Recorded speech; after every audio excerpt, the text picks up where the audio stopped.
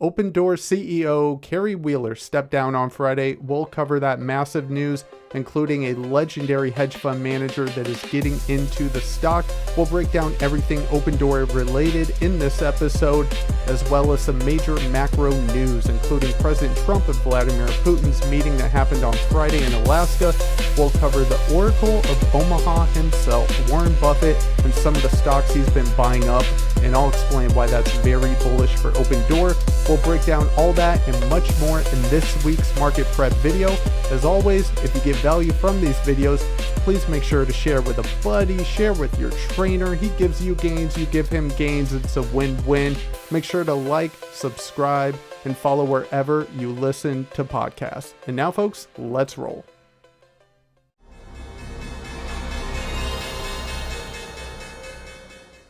All right, so we got some massive news on Friday, of course, with the CEO stepping down for Opendoor. And Opendoor has really been the story that's captivated the market for the past month plus. We're going to get into all that in this episode. I'm Brandon. Welcome back to Stonkcast, the market show for the average Joe. Whether you're a diamond-handed degenerate or a more conservative swing trader or investor, we've got you covered. If you'd like to support the channel, make sure to check the links in the description. All right, so let's jump right into it. This was a tweet that Anthony Pompliano put out shortly after the news broke in pre-market on Friday. If you ever question the power of retail investors, we just saw them hold a multi-billion-dollar company accountable. They even got the CEO to step down. The world has changed and we are never going back. Pretty powerful tweet there. And if we take a look at the news article here from Barron's, Opendoor CEO resigns, the meme stock is getting new leadership. CEO Carrie Wheeler is stepping down, the real estate e-commerce platform said Friday. Shrisha Radhakrishna, Chief Technology and Product Officer, is taking over as president and interim leader. The company said its search for a permanent replacement is well underway, having begun a succession planning process after Wheeler approached the board earlier this year. Investors appeared pleased by Wheeler's resignation. Shares jumped 8.8% to $3.30 Friday morning. The announcement came just days after Wheeler, also chair of Opendoor's board, authored a blog post titled, quote, "Our Path Forward," which aimed to answer questions about management's vision and business model. The company posted disappointing second quarter earnings earlier this month. Opendoor has emerged as a meme stock over the last month that gained momentum after prominent investors touted the company's potential on social media, including its co-founder Keith Rabos of venture capital firm Khosla Ventures and Eric Jackson of EMJ Capital. So this is massive, massive news, and this just really goes to show you the power of the retail community. I 100% agree with Anthony Pompliano when he says that in his tweet. I mean, look, let's face it. Carrie Wheeler was not the individual to lead this company into the future, right? There's a lot of hope, a lot of ambitions as it relates to AI and really just some of the iBuyer technology that Opendoor is looking to capitalize on. And she wasn't cutting it out. So basically, if we take a look at some of her media appearances and things that she's done over the past few years. I mean, we talked about in the previous episode, Eric Jackson called it out. She really hasn't done a whole lot, folks. Yes, I'll give her credit where credit is due. She was able to keep the company afloat, so to speak, over the past year. She did help the company get its first positive EBITDA in over 3 years. So you got to give credit for that. But as far as moving forward, she just was not the right fit. And obviously the board agreed, obviously retail agreed. If you take a look at how the stock performed in pre-market when the news dropped, it went up, right? So it is a good sign moving forward. We'll see who they put in place of Carrie Wheeler. And really, you've had a whole weekend of speculation about who's going to be taking over. So this is really massive, massive news, in my opinion. And so you have Anthony Pompliano, who, basically, look, he was supposed to do an interview with Carrie Wheeler. Obviously, that's not going to happen anymore. But he did put out a follow-up tweet after the news broke and basically said, since Shrisha is stepping up as the leader of Open, I am extending my public invitation to him to do a recorded interview together. Let's give the people what they want, Shrisha. You have a large group of passionate people excited to help you build an incredible business, And he did not hesitate. He responded 100%. You had me at hello. I'm excited to share more about what we've been working on. I've had just a couple things going on this week. Give me a few days and I'll DM you to arrange a time. So this is great. Love to see the energy right out the gate from Shrisha. And, obviously they have, some big plans coming here. So we'll see if Anthony Pompliano can get that interview set up. That will, of course, get a lot of media attention. And he also tweeted this: the open comeback story is just beginning. The company needs to hire a dynamic leader who is prepared to lead the organization in the modern world. Create a product that leverages AI, embrace the retail investor base, and focus on executing with speed. Opendoor can be the story of 2025. I 100% agree with that. And here's another interesting tweet here.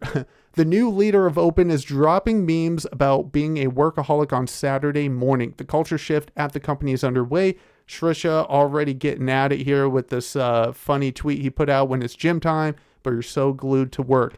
So we already love the energy that we are getting from Shrisha. Obviously, he's not going to be the permanent CEO for the company, but just a simple fact that he is already putting out this kind of energy, I think, is a massive sign for the bulls, for investors.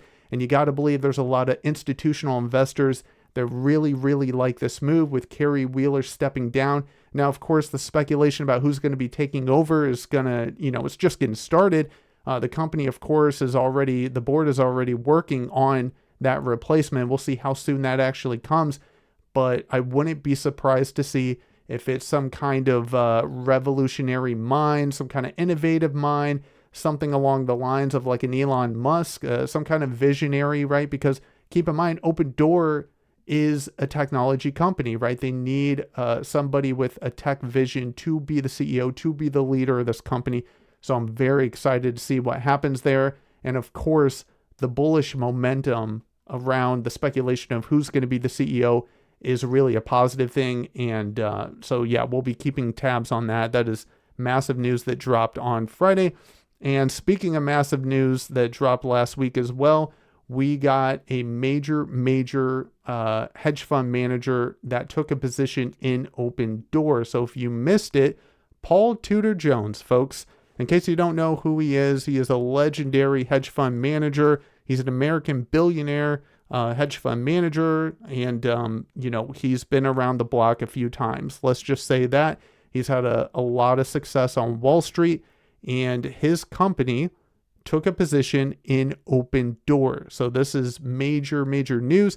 Tudor Investment Corp, as you can see right here from Fintel.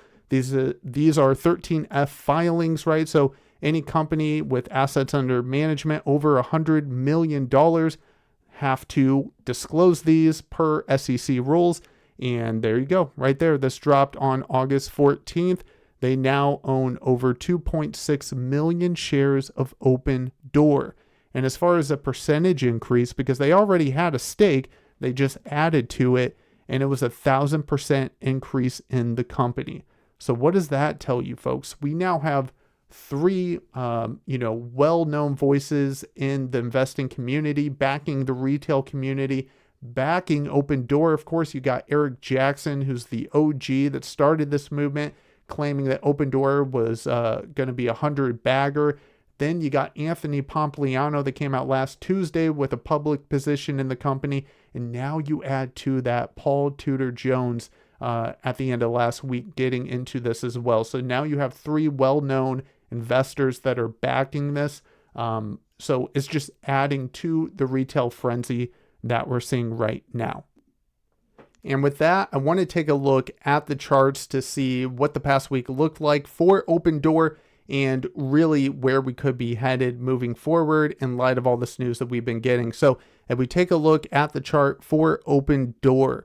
So first of all, let's just talk about the Fibonacci levels, because I've been talking about this for a while, and it's been very impressive to see how well these levels have been holding up. If you're not familiar with Fibonacci levels, Fibonacci retracements or extensions, definitely look into them, because they can be very, very valuable when it comes to support and resistance levels, right? So if we take a look at Monday, we opened up right around $2. We had a massive green candle right out the gate on Monday. We climbed above the 221 level, right? This is the 61.8% Fibonacci retracement level that I've been calling out for a while now. And the positive sign that I saw on Tuesday was the fact that we then tested it as support and respected it as support. That is massive. So we were able to get above it on Monday. It turned into support on Tuesday, right before we got the Anthony Pompliano news that dropped midday. We, of course, had that big spike up. And then we were basically in this new channel here. Wednesday was kind of nothing. And then on Thursday, as you can see, we came back down again to 221, tested it as support, and then had a massive, massive day. I believe Thursday we were up something like 25% on Opendoor with big volume coming in, as you can tell here. This is always a good sign when you see a bullish move and volume backing it up.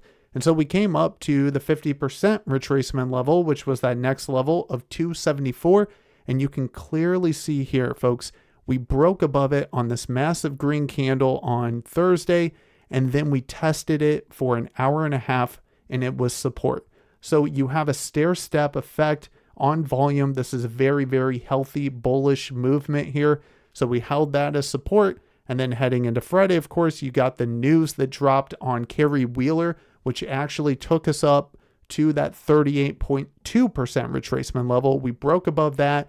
And really what I saw so promising on Friday was the fact that we spent majority of the day consolidating up in this area right around that 38% Fibonacci retracement level. That is massive. The fact that we didn't open off that news that dropped about Carrie resigning, the fact that we didn't, puke and give all these gains back that we had on Thursday and drop, to $3 or even lower than that, I think just goes to show you how strong and healthy this bullish movement is. And we had massive volume as well on Friday. And so we ended up closing Friday at $3.17. And, we did give back some of those gains towards the end of the session on Friday. That's kind of natural. You get some profit takers heading into the weekend. There is some uncertainty as far as news and what's going to get dropped, what isn't. So not too surprised by that. But overall in the week, folks, we were up over 50%. So it does appear at this moment that we did hit a new floor earlier this past week around $1.70. So we saw amazing bullish action on Opendoor this past week on volume that continued to go up, and that's always a good sign. And if we zoom out to a daily chart and we just zoom in here and take a look, you can clearly tell by looking at the volume, right, that, the Wednesday session that we had that was a little bit red, look at how low the volume is, right? There isn't a lot of conviction there from sellers. It's more of an indecision day, which is what I said on the midweek episode that we dropped Thursday morning last week. And then on Thursday, you can clearly see the volume picked up. And then Friday, you had even more volume. So we're seeing volume coming up. And then also, not even to mention the fact that we did get our golden cross. The 50-day moving average crossed above the 200-day moving average. This is just more evidence that we have, bullish action forming, right? The fact that we have a golden cross, which is one of the most bullish indicators, one of the most bullish signals that you can get when it comes to moving averages, is massive. And so we got the move up, we got the golden cross, we're toying around with the 38% retracement level. And if we zoom out even further, you can see this trend line that I have drawn here that we're right in the vicinity of on Friday.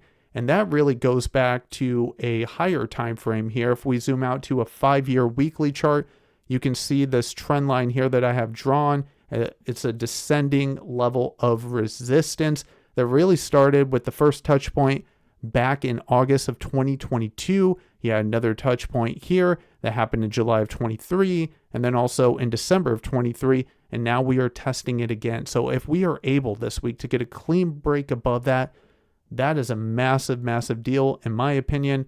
And really, if you just take a look at the weekly charts, right, the weekly candles on Opendoor, this is a massive green candle that we had this past week. Again, being up over 50%, looking very, very healthy. And as far as next levels and things that I'm paying attention to as far as, different price points, of course, I stick to basics here, Fibonacci levels. That's what I've been paying attention to on the stock, and that's really what I want to see this week as far as, getting above some of those levels. 38.2% retracement level, which is $3.27. I want to see us get above that and hold that. And really on Friday too, 350 was resistance intraday. And so I want to see that we can hold above 327 first and foremost, right? And then I want to see us retest 350 on volume and get a break of that. And if we're able to do that, I added in here the 23% retracement level, which is 392. And you can see how that lines up with this big red candle that we had back on July 22nd. So those are kind of the short-term levels I'm looking at. But at the end of the day, we have some amazing bullish action happening on the chart right now. And the fact that you also have some of the news coming out with Carrie stepping down and Tudor Jones getting involved in the company. I mean, these are all just check marks as far as confluence for the company. Now let's take a look at the options chain for Opendoor. Friday was an insanely bullish day. We had over 1 million calls transacted relative to 185,000 puts, giving us a put to call ratio of 0.17. Just incredibly bullish. And one of the things that I love to see here is seeing the vast majority of the calls being transacted for Opendoor having deltas basically in the range of 21 to 60, right? Basically, if you have a bunch of, calls being transacted with deltas between 0 and 20, those are basically lotto calls that are being bought up. Not a lot of conviction. When you see deltas between 21 to 60, these are going to be a bit pricier and show, I believe, a bit more conviction. Whereas if you take a look at the options flow on the put side, you can see 48% of the puts transacted on Friday were between, those delta ranges of 0 to 20, right? So almost half of them I would consider, lotto puts that people were buying. So a very, very bullish chart, a very, very bullish options chain for Opendoor. It just looks fantastic right now if you're involved in the company. And also keep in mind, too, that we got this report that came out from the Wall Street Journal last week. Mortgage rates slipped to the lowest level of 2025.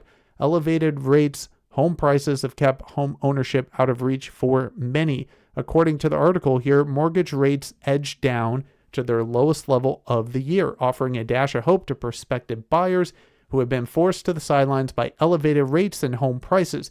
The average rate on the standard 30-year fixed mortgage declined to 6.58%, according to a survey of lenders by mortgage finance firm Freddie Mac. That was a low not seen since October 2024 and down from 6.63% a week earlier.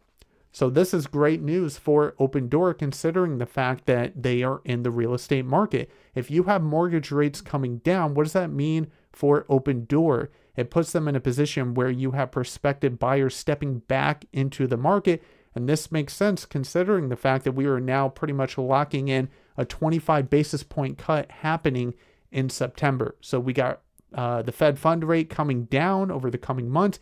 You got mortgage rates starting to drop a little bit after the historic highs they've been at, which means you're going to have buyers coming back into the market, which is exactly what you want if you are Opendoor. So that's what we got right now as far as Opendoor and some of the news coming out. Obviously, this week ahead is going to be very interesting. We'll see if we get any more news regarding the CEO search that the board has underway right now. We'll see if we get any new, hedge funds jumping into Opendoor. I mean, if we just take a look at the institutional ownership for Opendoor right now, according to Fintel, we're currently sitting at 51%. You can check some other sites that show upwards of 60%. It really just depends on when the filings happen.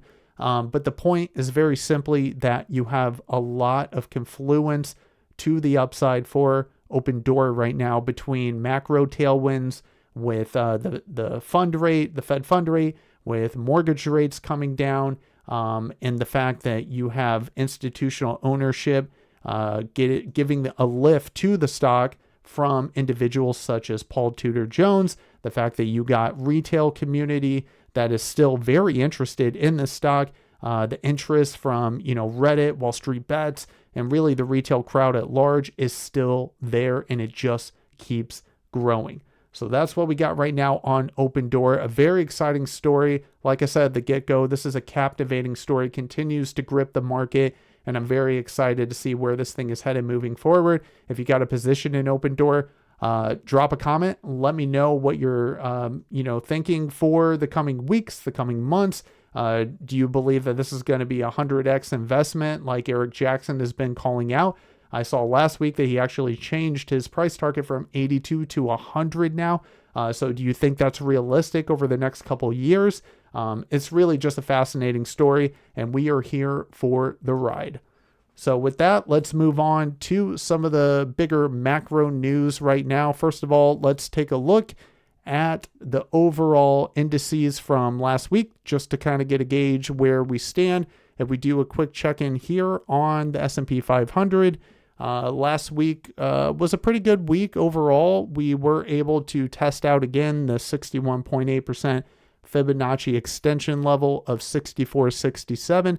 We saw a new all-time high on Friday of 64.81 before we gave back some of those gains, but we're above all major moving averages right now on the S&P 500, looking pretty good there. If we do a quick check-in on the tech-heavy NASDAQ via the Qs, same story. We're above all the major moving averages. We had new all-time high last week on Wednesday, looking pretty good there as well. Quick check-in on IWM, the small cap ETF, and this one had some insane bullish candles that formed on Tuesday and Wednesday, and then a bit of consolidation, gave back a little bit of that towards the end of the week.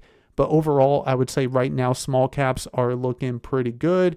Quick check-in on the VIX. The VIX right now is sitting at 15, so pretty low, well under 20, which is what you want to see for a confident market. You want to see investors confident in the overall breadth of the market, confident that we can continue to go higher, and really see that fear gauge stay below 20 on the VIX. So that's always a good sign. And we even had the Dow Jones, folks. We usually don't track the Dow Jones too often. It's kind of, archaic in my opinion. I think the S&P 500 is a better gauge on where the overall market is. But Warren Buffett gave a nice lift to the Dow Jones, which we'll get into here in a moment. And as you can see, it had a very nice week, finishing right around 45,000. All right, quick check-in on Bitcoin at time of recording. We are sitting at 117,600 on Bitcoin. I got some Fibonacci extension levels set up here for Bitcoin. And right now we are essentially holding the 50% extension level as support, which we've been doing for quite a while here. So that's good to see. We're obviously in a risk-on environment right now. Bitcoin itself is a risk-on environment. And so it's good to see that we're holding strong there. The next target I have to the upside for Bitcoin is just a hair under 136,000. This is TradingView if you're interested in checking it out. We do have a link in the description. You can get $15 off. All right, so let's move on to this article from the Wall Street Journal. So last week, President Trump went to Alaska to meet Vladimir Putin to see if, basically they could get a deal done as it relates to the war in Ukraine. So this, according to the Wall Street Journal, Trump rolled out the red carpet for Putin. He got little in return. President Trump welcomed his Russian counterpart to Alaska with the former showman's signature extravagance, a red carpet, a military flyover, and a ride in the presidential limousine. But Trump headed back to Washington with little to show for all the pageantry. The U.S. president and Russian leader Putin ended their highly anticipated meeting without announcing a breakthrough, leaving the path toward ending the war in Ukraine unclear. By Friday evening, Trump, who had taken a risk in inviting the sanctioned Kremlin leader to the U.S., was stuck in the same predicament he faced days prior. Putin remains unwilling to end the 3.5-year war without concessions on Ukraine's future. Both men stake their political reputations on a successful summit, and Putin appears to have gained the upper hand. The Russian president was treated as an equal on U.S. soil, managed to sidestep any potential American sanctions for now, and announced no battlefield concessions. Trump, who vowed on the campaign trail to end the war on his first day in office, failed to secure even a temporary ceasefire. So, obviously, let's be honest, this article is a bit geared to a certain side of the aisle, of course, but the main point to take away here, regardless of what side of the aisle you're on, is that, we were not able to get a deal done on Friday. And you can bet that, the oil markets were paying attention to this meeting because it has a direct impact on the oil market. And so we didn't really get anything done there. We'll see what comes in the coming week. I'm sure President Trump is a bit frustrated with the lack of progress that happened on Friday. It doesn't really seem like Putin was willing to give up any ground. We already know that Zelensky has said that he doesn't want to give up any territory to Putin, and that's exactly what Putin wants. So obviously this is a frustrating situation for the U.S., for President Trump, and so, we'll see what happens moving forward. But yeah, really Friday was a nothing burger, and, we'll just have to keep paying attention to that. All right, let's move on to some big news here from Investors Business Daily. Warren Buffett bets on Nucor, United Health, Housing, Apple stake pard. Warren Buffett has added new positions in Nucor and United Health Group while shedding more shares of Apple and Bank of America. The quarterly Form 13F filed with the Securities and Exchange Commission revealed late yesterday. Buffett also established a new position in home builder D.R. Horton, DHI, while adding a much bigger stake in Lennar. UNH, Nucor, and the other companies they bought all surged late Thursday. Lamar Advertising, another new pickup for Berkshire Hathaway, also rose. Berkshire Hathaway's prior 13F filing on May 15th included a mention that the company omitted one or more holdings from its Q1 report, for which it is requesting confidential treatment from the SEC. Very interesting. But the thing that's most interesting to me about this article and about what Warren Buffett did is this right here. Berkshire's housing bet. Berkshire revealed a stake of 1.49 million shares of D.R. Horton worth $191 million as of June 30th.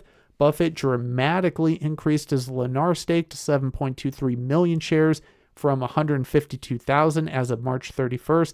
That gave Berkshire a stake worth $798 million.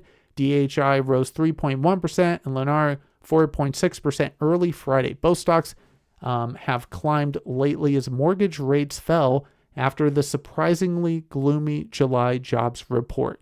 So why is this significant? It's significant because you have Warren Buffett, the Oracle of Omaha, one of the greatest investors of all time, getting into home builders. Why else would Warren Buffett get involved with home builder companies unless he projected a revamp, a renewed interest in the housing market, and seeing that, we're going to have some renewed interest in that industry?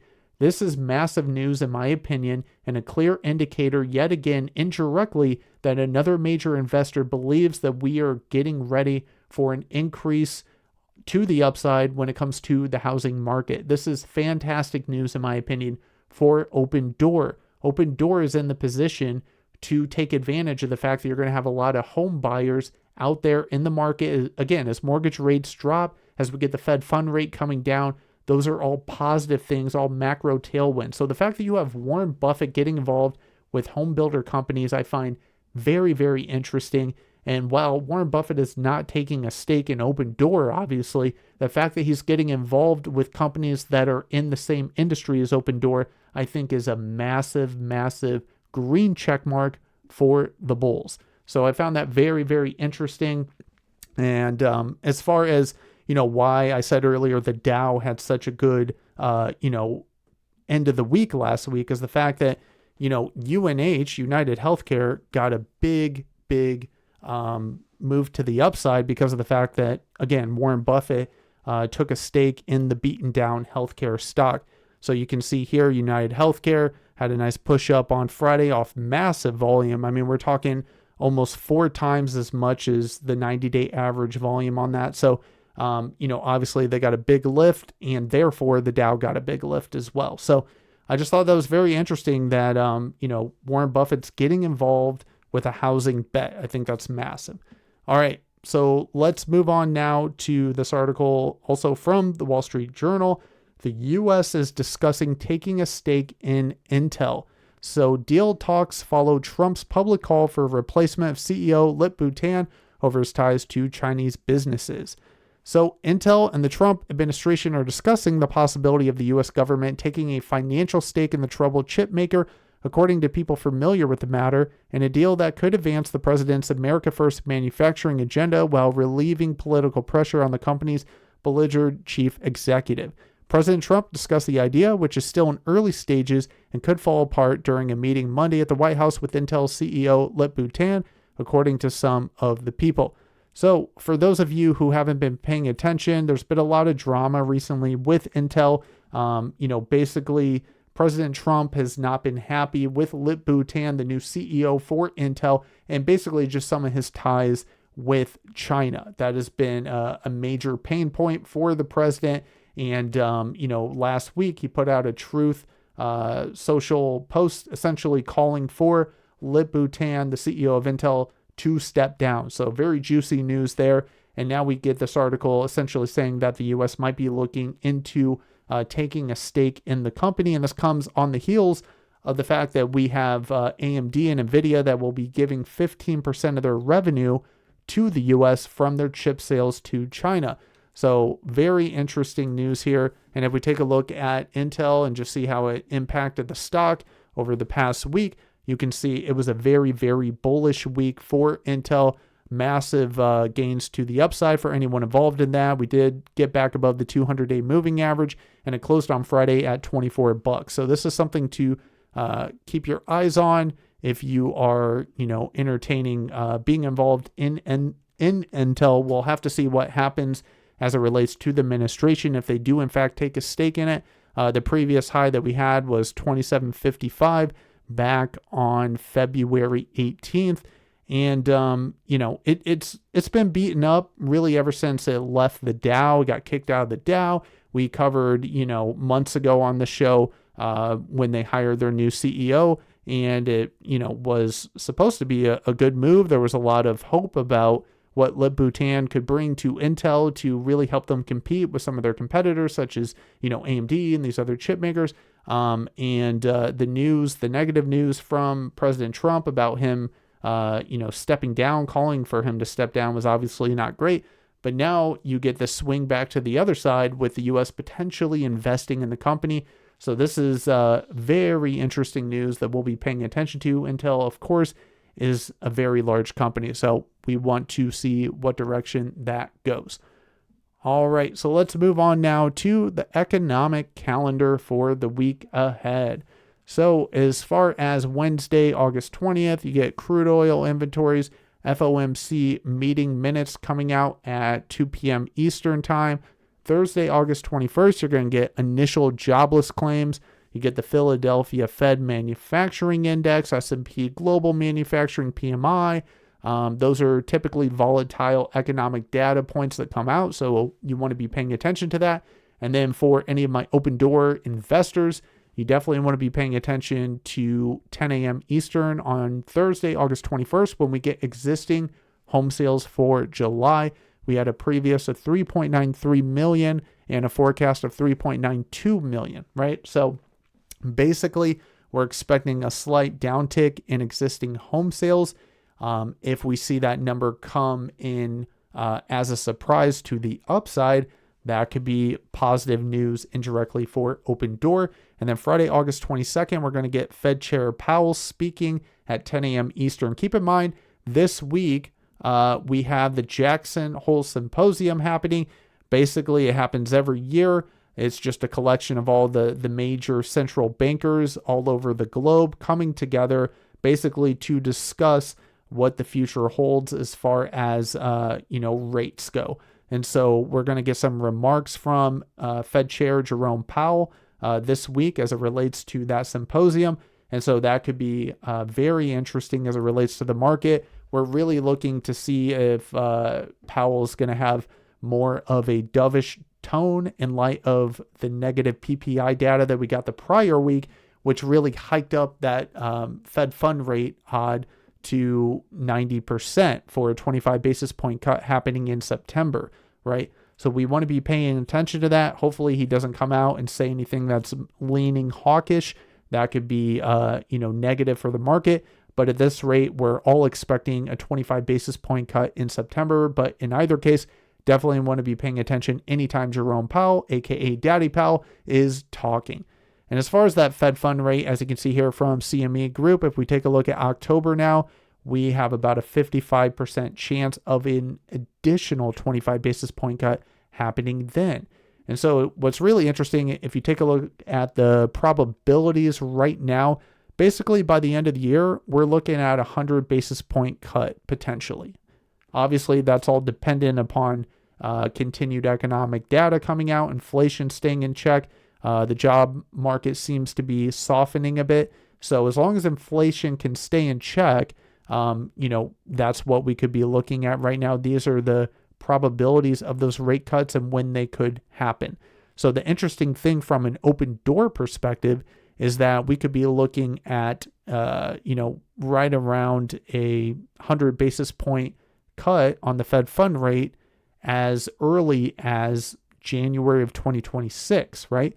And so that will impact mortgage rates, which will impact buyers stepping into the market, which will impact Opendoor. So very interesting. And this is one of the reasons I love the markets, right? How all these things are intertwined, interlinked. So definitely something to pay attention to there.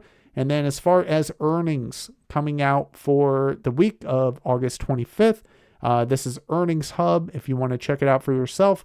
But not a whole lot really going on except for Wednesday after the close. We get NVIDIA, the largest company in the world, reporting earnings.